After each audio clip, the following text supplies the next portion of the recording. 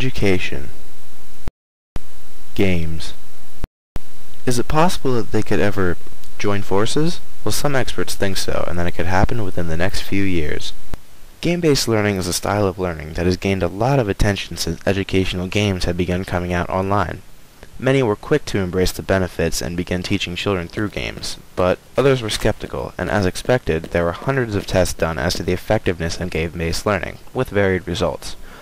A common result, though, says that game-based learning is extremely effective, but in a different way than traditional teaching.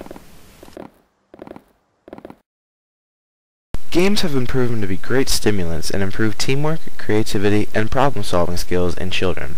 The science is rather straightforward. Set a goal for the player to achieve and have them achieve it in a new creative way every time. The reward varies from game to game. Sometimes it's money, sometimes experience, and sometimes it's simply going to the next level. The system seems simple, but the science behind it is very complex.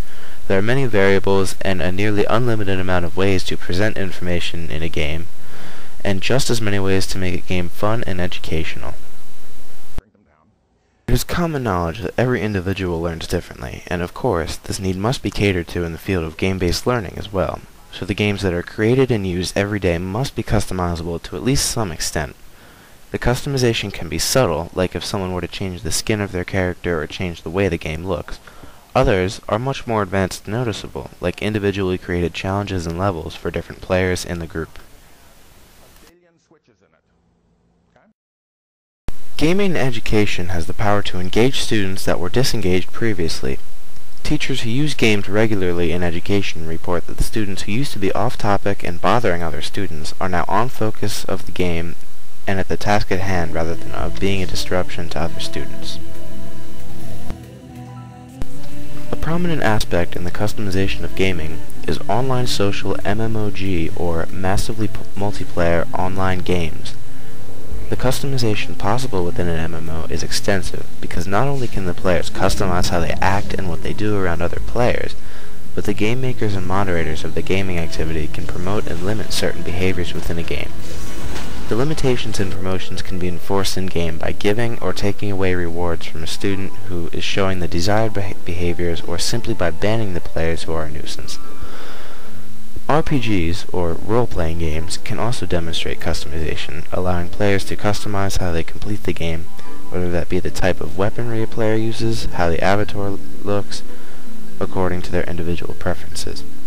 The learning comes about in the common quest aspect.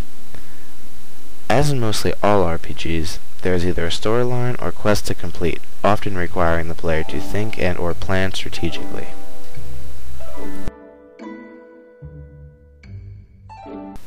Game-based learning is a new, but potentially great addition to our educational system if used properly within the classroom.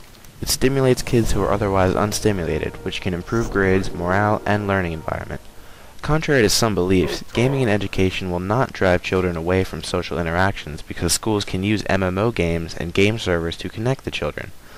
Most of all, game-based learning will be an important part of education because the game can be customized to fit any learning style or play style, which molds the education to the student rather than trying to mold the student to the style of the education.